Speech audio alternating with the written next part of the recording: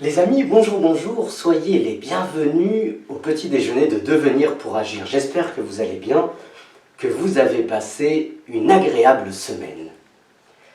Célèbre par sa voix de stentor, célèbre par son style truculent, célèbre par son humanité et sa sympathie avouée, vous ne pouvez pas ne pas connaître mon invité aujourd'hui. Passionné et passionnant, son talent incontestable de commentateur de matchs de foot lui a permis de passer de France Inter à Europe 1, en passant entre eux par le groupe Canal. Il serait trop long de présenter le parcours de celui qui, par la radio, est entré dans nos salons, dans nos cuisines, dans nos maisons, et nous a fait vibrer particulièrement lors des soirées de match. Oui, vous l'avez compris, j'ai l'honneur, le plaisir de recevoir l'immense journaliste sportif de radio, Jacques Vendroux. Jacques Vendroux, bonjour, bonjour. Bonjour, bonjour. Soyez le bienvenu au petit déjeuner et merci de me recevoir. Je suis très heureux. Merci à vous. Je voudrais commencer par une citation d'Anthony Hawkins, qui, pour se présenter, soulignait « Ce que les gens disent de moi et pensent de moi, ce n'est pas mon affaire. Je suis ce que je suis et je fais ce que je fais. Je n'attends rien, j'accepte tout et cela me rend la vie tellement plus facile. » Et vous, Jacques Vendroux, qui êtes-vous? Je suis d'abord un enfant gâté. Je suis surtout quelqu'un qui a eu la chance de réaliser ses rêves.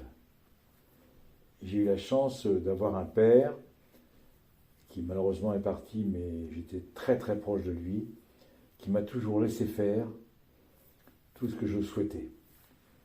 J'ai rêvé d'abord dans une première vie, d'être Gordon Banks. Gordon Banks est, pour vos téléspectateurs, le gardien de but légendaire de Stoke City, qui a aussi été le gardien de but de l'équipe d'Angleterre, championne du monde de football, le seul titre d'ailleurs pour les Anglais, en 1966. Et comme j'habitais Calais, dans le 62, comme disait jeune maintenant, je regardais une émission qui s'appelait BBC One.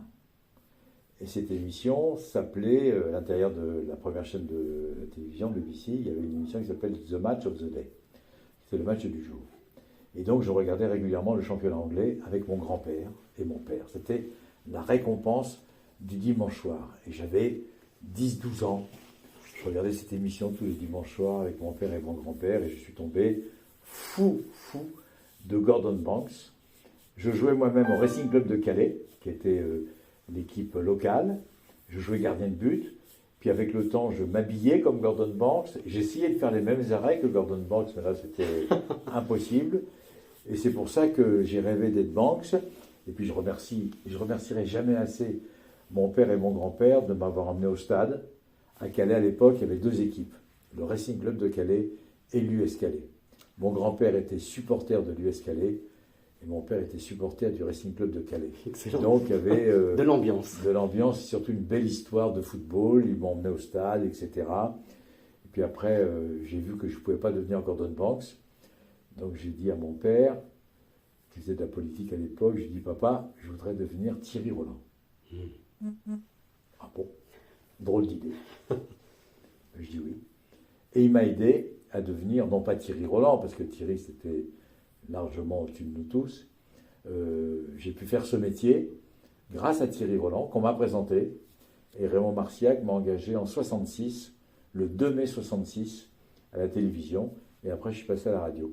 Donc, je dois tout à mon père qui m'a laissé vivre mes rêves. Donc, qui je suis un rêveur. J'ai eu comme tout le monde des galères dans la vie, mais je trouvais toujours le moyen de positiver. Donc voilà, il y a autre chose qui va arriver. Quoi, j'en sais rien. Et puis, j'ai eu le bonheur de commenter 15 Coupes du Monde de football, j'ai eu le bonheur d'avoir fait une carrière, en tous les cas, moi je me suis beaucoup amusé à réaliser la carrière que j'ai faite d'abord à Radio France, que j'ai jamais quittée, sauf 2 mois pour la Canal+, mais bon, ça. J'ai vu que c'était pas fait pour moi, la télévision.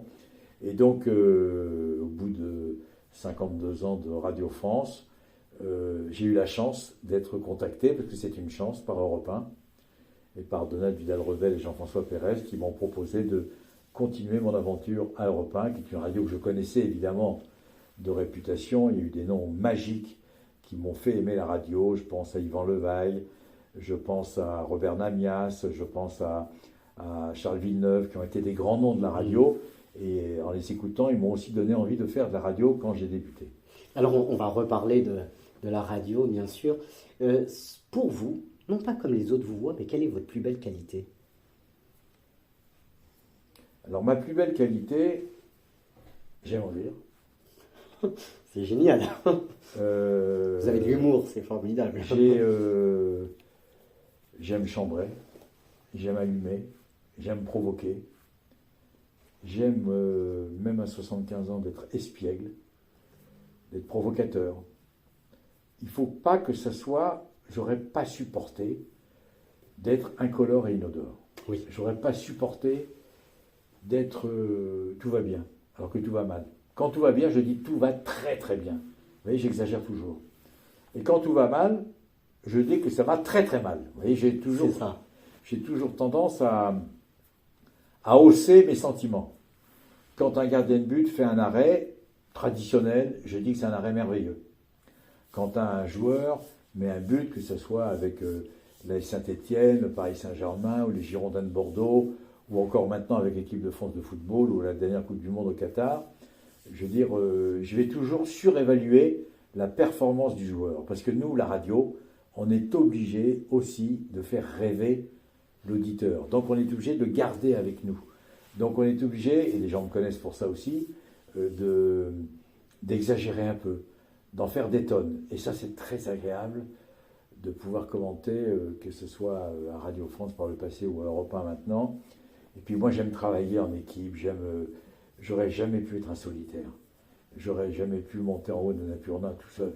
J'aurais jamais pu aller dans l'Antarctique tout seul, enfin, je veux dire, ou même avec des gens que je connaissais pas. Enfin, je veux dire, il faut absolument que j'ai une équipe avec moi. J'ai besoin, alors là, c'est pas une qualité, c'est un défaut. J'ai besoin qu'on m'aime. Et plus on m'aime, plus j'essaye d'être, entre guillemets, en tout cas, on vous aime beaucoup. C'est ça qui est génial. Jacques Vendroux, quelle définition, question de sémantique, n'est-ce pas? Quelle définition donnez-vous d'un journaliste? Qu'est-ce qu'un journaliste pour vous? Et après, je vous pose tout de suite la seconde question. Quelle définition donnez-vous du journaliste sportif? Alors, le journaliste, en règle générale, c'est quelqu'un qui doit avant tout informer,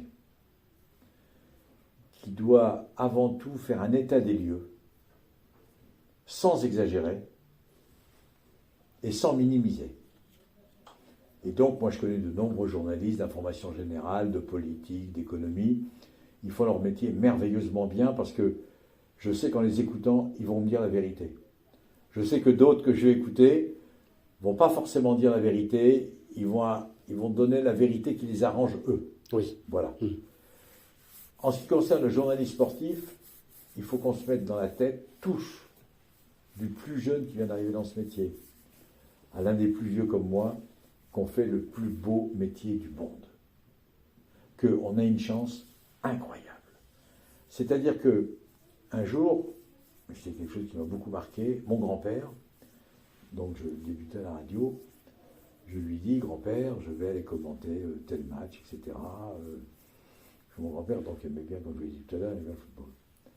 Et il me répond, oui, je t'ai entendu, mais est-ce que tu es payé? Je dis pas que tu n'es pas payé pour faire ça. Mais j'ai dit, oui, grand-père, je suis payé. Il croyait que je faisais ça pour le fun. Je lui dis, oui, je suis payé, j'ai un salaire, j'ai un bureau, je travaille à la maison de la radio. Ah bon, t'es payé pour ça? Et donc, à partir de ce moment-là, je me suis dit, mais on fait vraiment des métiers exceptionnels parce que c'est ce que je dis aux jeunes, alors ça fait ancien combattant, ça fait c'est pas toujours très sérieux, mais je lui dis, mais est-ce que vous vous rendez compte que vous êtes payé pour aller en phase finale de Coupe du Monde de football? Est-ce que vous vous rendez compte que vous êtes payé pour aller aux Jeux Olympiques? Est-ce que vous vous rendez compte que vous êtes payé pour commenter la finale de Roland Garros? Est-ce que vous vous rendez compte? Et les jeunes me regardent et fait, Oui, oui. Ah oui, finalement, tu as raison. Mais c'est pas une évidence pour eux. C'est ça. Oui. Alors, je comprends qu'il faut être payé pour vivre, je veux dire. Mais il y a un tel décalage entre ce métier ludique. Alors après, attention, là je parle des événements qui sortent de l'ordinaire. Après, vous avez le quotidien. Vous sortez de nombreuses affaires, que ce soit en rugby, en football, dans les fédérations, où c'était pas toujours très agréable de travailler. Je veux dire, il y a ce qu'on appelle aussi le monde parallèle du sport, qui est ce qu'on appelle le monde des infogénés. Entre l'affaire Le Gret, l'affaire Laporte, l'affaire Hatcher, il y a beaucoup d'affaires croustillantes. Alors évidemment, il faut bien se mettre dans la tête, je parle surtout pour Claude Hatcher, l'ancien président du comité d'organisation de la Coupe du Monde de 2023, ou encore Le Gret, les propos que vous tenez maintenant, vous pouviez les tenir il y a 30 ou 40 ans, vous ne pouvez plus les tenir maintenant, parce que la société a évolué, ce que je comprends. Et donc, évidemment, c'est un tsunami quand on dit, voilà, j'ai dit telle chose à telle heure, à telle femme, etc. Peut-être que nous, on a déconné comme ça il y a 30 ans, et que c'est passé comme une lettre à la poste. C'est ça le problème. Et que maintenant, il faut faire hyper attention, voilà. Mais alors, vous disiez à l'instant que le journaliste, son premier travail, c'était d'informer. Comment peut-on, en tant que journaliste sportif, et vous venez de citer quelques affaires, Jacques Vendroux, comment un journaliste sportif peut-il révéler, informer une affaire en restant impartial? Alors moi, je pense que quelque part, dans notre subconscient, on ne peut pas toujours rester indépendant. Quelque part, on a une faiblesse, soit sur le personnage dont on va parler, soit sur une équipe de football qui vous est plus sympathique qu'une autre, etc. On essaye d'être impartial, allez, à 80%. Et puis, moi je le dis et je l'assume, il y a 20% où il y a de l'affect. Oui. C'est parce qu'on est un être humain. Moi j'ai débuté ma carrière avec l'AS Saint-Étienne. De Jean-Michel Larquet, d'Ivan Kurkovic, d'Osvaldo Piazza, Hervé Revelli. C'était l'une des plus grandes équipes du football français. Et donc moi j'ai appris ce métier avec eux. Ils sont devenus mes amis. Et donc forcément, à un moment ou à un autre, vous manquez un peu d'objectivité. Parce que vous voulez que vos copains gagnent. Mais l'auditeur, en l'occurrence l'AS Saint-Étienne, quand l'AS Saint-Étienne jouait en Ligue des Champions, voulait que Saint-Étienne gagne. Donc comme j'étais un peu partisan, ils étaient d'accord avec moi. C'est ça. Donc c'est un cercle vicieux, mais il ne faut pas en faire des tonnes non plus. Mais je reconnais que j'en ai fait des tonnes, notamment avec Saint-Étienne, notamment avec... excusez-moi. Je vous en prie. Excusez-moi, on va recommencer la question. Vous pouvez monter de toute façon. Oui. Excusez-moi, je ne l'avais pas débranché. Non, je vous en prie. Allez-y. Non, c'était l'impartialité. Vous venez de répondre. Mais je voudrais vous reposer, enfin poursuivre, Jacques Vendroux. À quel moment vous passez, ou quelle distinction faites-vous entre journaliste sportif et commentateur? Parce que c'est la même chose. C'est la même chose. C'est exactement la même chose. C'est-à-dire que le journaliste sportif doit savoir faire des papiers, dire un maximum de choses dans un minimum de temps, sur un match, sur une affaire, sur tout ce que vous voulez. C'est-à-dire qu'il a plusieurs cordes à son arc, si on peut parler comme ça. Mais surtout, c'est aussi un commentateur. Ça fait partie de notre culture. Et donc, partir au match, commenter un match, c'est le plus grand bonheur qu'on puisse avoir dans la vie. À part la naissance de vos enfants, vos petits-enfants, etc. J'essaie de relativiser quand même, même si ce n'est pas toujours simple. Mais je dois dire qu'on fait un métier où on doit être un journaliste sportif commentateur. On doit être capable de traiter en quelques secondes un événement. On doit analyser très rapidement. Vous savez, un jour, on avait Claude Puel, qui était l'un de nos consultants. Et je devais écrire un papier de 40 secondes sur le match que je venais de commenter. Alors j'écrivais, et je ne trouvais pas la fin. Et je dis à Claude, aide-moi. Il m'a trouvé la fin. Vous voyez, donc, c'est pas toujours simple, parce qu'il faut aller très vite. Notre métier, c'est qu'on n'a pas le temps. Il faut aller très vite. C'est-à-dire que le match commence à 23h, le match se termine à 23h57, il faut vous poser pendant 2 minutes essayer de faire le vide dans votre tête pour écrire un papier. C'est ça. Voilà, il faut aller très vite. Et vous n'avez pas le droit à l'erreur. Vous voyez, c'est ça qui est très compliqué. Et donc, mais cela dit, là, je parle des choses qui sont peanuts par rapport à la joie immense de faire ce métier. De faire cette...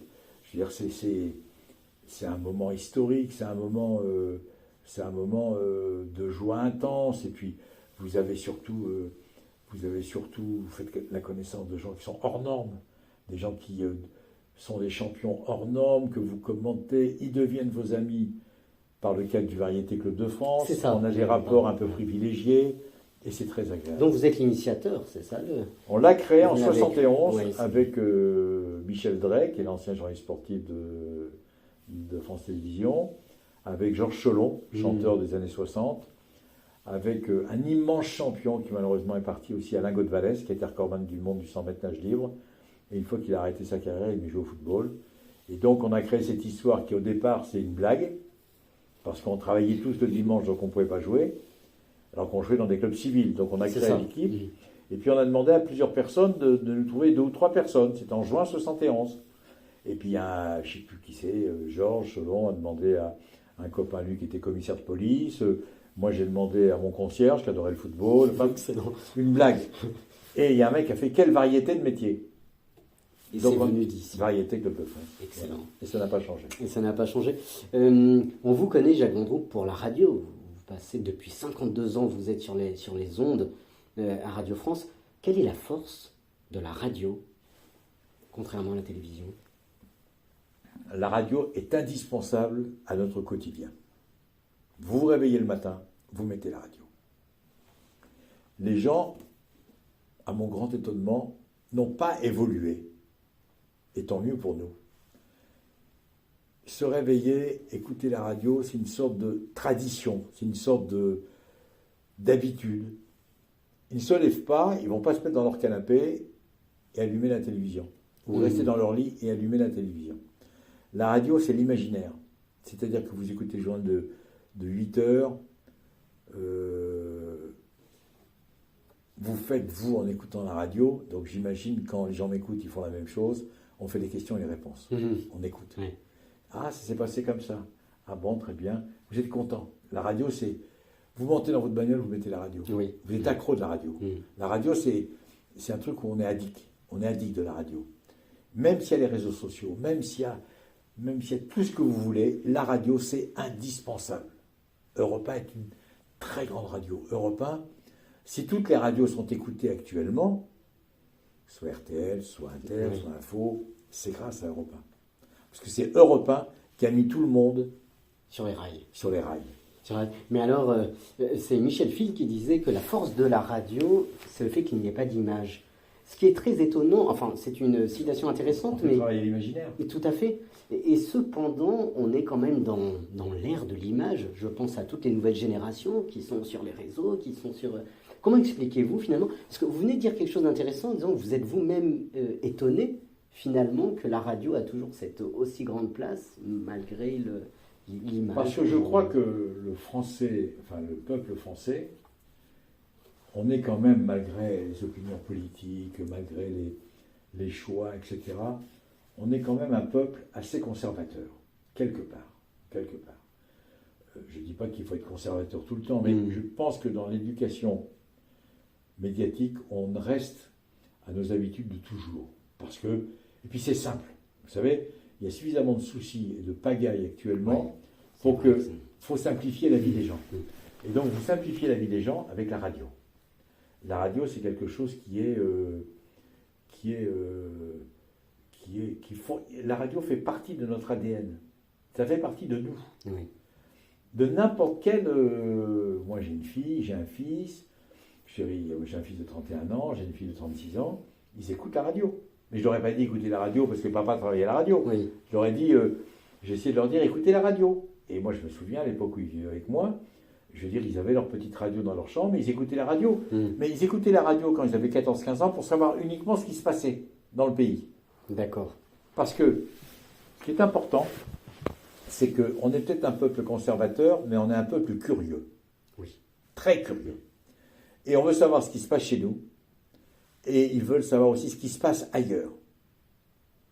Ils veulent savoir qui est le nouveau président des États-Unis. Ils veulent savoir ce que font les Chinois. Ils veulent savoir, malheureusement, comment se passe cette épouvantable guerre entre la Russie et l'Ukraine. Les jeunes sont curieux de ce qui se passe dans le monde. Alors, il y a des sujets qui zappent complètement, ça ne les intéresse pas. Ils écoutent évidemment la musique du moment. Et curieusement, j'ai découvert ça il n'y a pas longtemps, les gamins de 20-25 ans sont passionnés par les stars des années 60. Il y a un retour à l'idée. Et comment vous l'expliquez-vous? Parce que c'était des mélodies magnifiques. Oui. Vous vous mettez actuellement devant les grands succès de Vartan ou les grands succès de Claude François ou d'Elvis Presley. Je veux dire, c'est des chansons, c'est des mélodies qui sont incroyablement belles. Oui. Moi, je suis très ami avec Didier Barbelivien. C'est le mec qui a écrit les plus belles chansons du monde. Et un jour, il y a une chanson, je ne sais plus laquelle, qui passe à la radio. Et il est en voiture avec sa fille. Et... Ah, papa, ma copine, elle me dit que c'était toi qui avais écrit cette chanson. Pourquoi tu ne me l'as pas dit? Quand même, elle est belle cette chanson. Vous voyez? C'est-à-dire que les jeunes sont très curieux aussi. C'est rassurant. Oui. Malgré tout ce qui peut se passer, c'est rassurant. Jacques Vendroux, vous êtes ce journaliste sportif dont tout le monde connaît. Vous aimez le sport, vous êtes passionné de sport. Vous avez des milliers d'étudiants qui vous regardent, qui nous écoutent. Pourquoi aimer le sport? Quelles sont, selon vous, ces valeurs sportives que doivent... Alors, c'est une belle question parce que le sport, que ce soit l'équipe de France de football, l'équipe de France de rugby, que ce soit une Marie-Josée Pérec, que ce soit un Alain Prost, que ce soit un Michel Platini, que ce soit un Yannick Noah, que ce soit les futurs Jeux Olympiques de 2024, que ce soit le titre de champion du monde de 2018 en Russie, la finale de la Coupe du Monde France-Argentine au Qatar en décembre, que ce soit ces matchs merveilleux du tournoi Destination actuellement. Je parle d'événements. Oui, oui. Ces événements font rêver les gens. C'est important. C'est une porte de sortie. Vous allez au Stade de France en pèlerinage.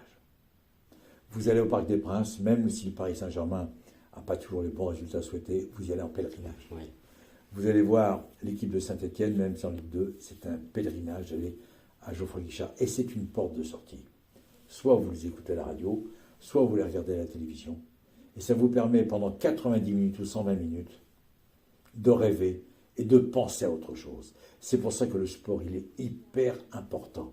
Alors, il y a ça, et il y a la pratique du sport. On a tous rêvé, quelque part, d'être le meilleur gardien de but du monde, d'être le meilleur sprinter du monde, d'être le meilleur attaquant du monde, d'être le meilleur demi-ouverture du monde. On a tous rêvé ça dans notre vie, à un moment ou à un autre. Donc, c'est pour ça, d'abord, qu'il faut faire du sport. Je ne dis pas qu'il faut être accro ou nubilé, mais il faut en faire.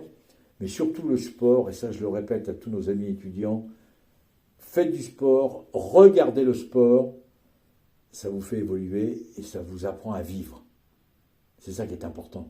C'est super important le sport et je vous dis, là on va avoir des événements considérables, la Coupe du Monde de rugby, les Jeux Olympiques de 2024, vous allez avoir peut-être la Ligue des Champions, vous allez avoir plein d'événements, les championnats du monde de handball. Il faut regarder le sport, c'est important.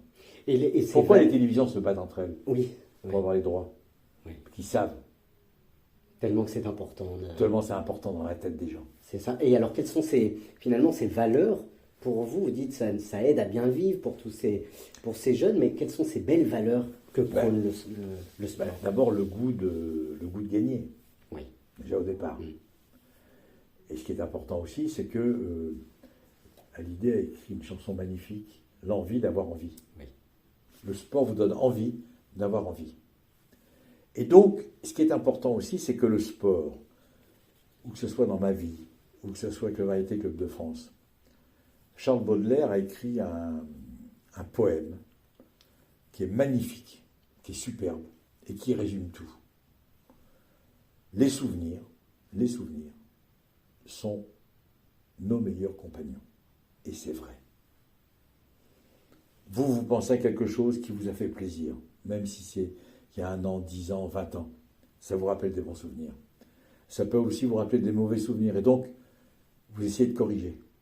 Et donc, j'ai adoré cette petite phrase de Charles Baudelaire. Et c'est vrai que quand vous regardez les finales de Pérec, c'est des moments merveilleux. Quand vous regardez 76, la finale de Saint-Étienne contre le Bayern, c'est des moments merveilleux, même si Saint-Étienne a perdu. Si vous avez 10 000 bons souvenirs, le sport ne vous donne à 90% que des bons souvenirs. La gagne, l'envie d'avoir gagné, l'envie de gagner, et l'envie de ne jamais lâcher. Il ne faut jamais lâcher. C'est le plus important. Dans cette confiance que nos étudiants parfois ont tendance à ne plus avoir.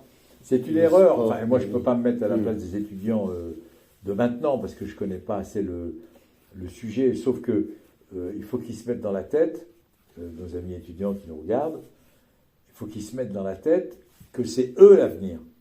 C'est pas nous. Oui. L'histoire, c'est eux qui vont la faire. Nous, on a fait notre histoire avec nos qualités, nos défauts, nos excès. C'est eux maintenant qui doivent enfin prendre le relais. Ils doivent continuer l'histoire qu'on a essayé, nous, de faire modestement. Je ne dis pas qu'on l'a bien faite, on l'a bien écrite. Je dis simplement que ce qui est important, c'est que c'est à eux maintenant de continuer le scénario. Oui. Voilà, c'est aussi simple que ça. Et donc le sport pour vous est une très belle école de la vie. C'est la plus belle école de la vie. Vous faites bien de me poser cette question parce que l'une des plus belles écoles de la vie en dehors du sport, c'est la culture du vestiaire. C'est-à-dire ? Vous vivez dans un vestiaire depuis l'âge de 7-8 ans, ce qui est mon cas. Vous apprenez à aimer le mec que vous n'aimez pas. Parce que vous avez un dénominateur commun, le terrain et la gagne.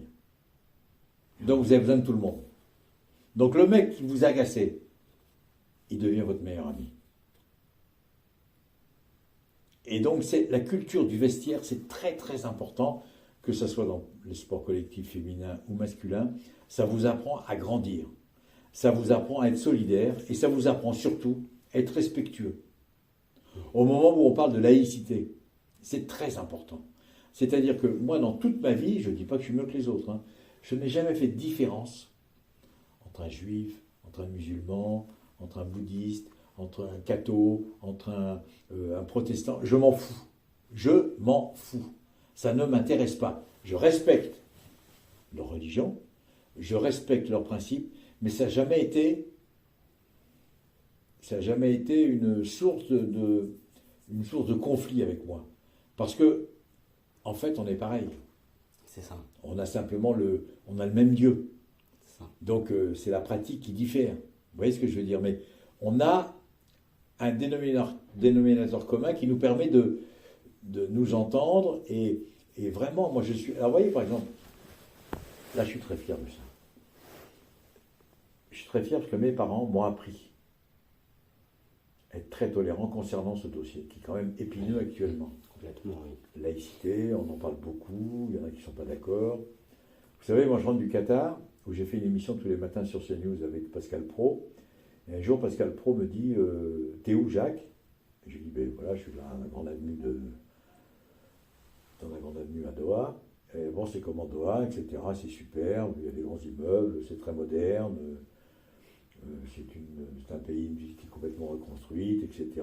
Puis c'est une Coupe du Monde on était à mi-Coupe du Monde, c'était en plein succès, etc. Et je lui dis en revanche, il y a un truc qui m'a beaucoup surpris, il y a beaucoup de mosquées. Il y a beaucoup de mosquées. Je dis oui, on est au Qatar, c'est normal qu'il y ait beaucoup de mosquées. Donc je me suis fait allumer sur les réseaux sociaux, alors que je plaisantais. C'était pas du tout C'est ça. C'était normal que je dise qu'au Qatar, il y a beaucoup de mosquées. Oui. Voilà, si j'avais dit il y a beaucoup de mosquées, je sais pas moi, à Montélimar, les gens ont été surpris. Vous voyez ce que je veux dire? C'est ça. Et donc ça revient toujours au fameux sens de l'humour que j'aime et que peut-être certaines personnes ne comprennent pas forcément. Oui. Dans tous les cas, vive le sport. Vive le sport. Voilà. Jacques Vendroux, merci beaucoup. Malheureusement, l'interview est terminée. Vraiment, merci de m'avoir reçu. Et pour terminer, je voudrais citer Aimé Jacquet, Allez-y. qui, à mon sens, résume qui vous êtes vraiment. Donner, recevoir, partager, les vertus fondamentales du sportif, sont de tous les modes et de toutes les époques. Je vais terminer par une anecdote. Allez-y. On est champion du monde en 98. Et Aimé Jacquet, c'est très important. En décembre 96, il réunit 40 joueurs à Tignes. La Coupe du Monde est dans 2 ans. Il a dit, écoutez messieurs, vous avez une chance sur 2 de faire partie des 23 pour la Coupe du Monde de 98. Oui. Je vais vous dire un truc, on va être champion du monde. Et on a été champion du monde. Un grand prophète. 2 ans avant, vous vous rendez compte? C'est énorme. Ça m'a marqué à vie. Merci Aimé. Extraordinaire, merci Aimé et surtout merci Jacques Vendroux. Merci beaucoup de m'avoir reçu. Les amis, merci de nous avoir suivis pour cette nouvelle interview. Je vous souhaite une très agréable semaine et vous dis à la semaine prochaine pour de nouvelles aventures. À très bientôt. Ciao, ciao.